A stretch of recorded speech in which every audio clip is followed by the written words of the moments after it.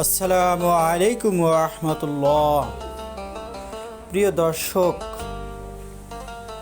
আমরা এখন আসছি একটি ভিলেজ হসপিটালে। সাধারণত প্রতিটি ইউনিয়নে এই ধরনের একটি ভিলেজ হসপিটাল থেকে থাকে। এই হসপিটালে সাধারণত বাচ্চা, বৃদ্ধ, তারপরে ইয়ং তাদেরকে চিকিৎসা দিয়ে থাকে।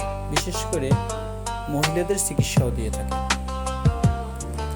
এই হসপিটালে একজন ডক্টর রয়েছে, হয়তো এমবিবিএস অথবা ডিএমএফ থাকে।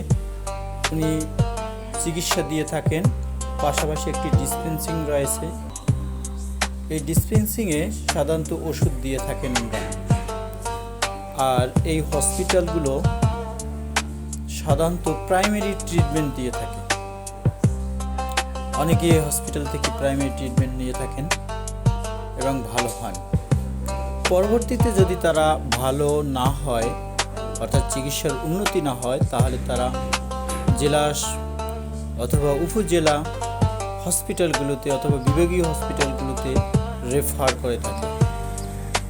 প্রিয় দর্শক, একটি গ্রামের চারিদিকে বন জঙ্গল ঘেরা খুবই একটি সুন্দর পরিবেশে একটি হসপিটালটি থাকে এবং হসপিটালটি সবাই আসেন, সবাই এখান থেকে প্রাথমিক চিকিৎসা নিয়ে থাকেন।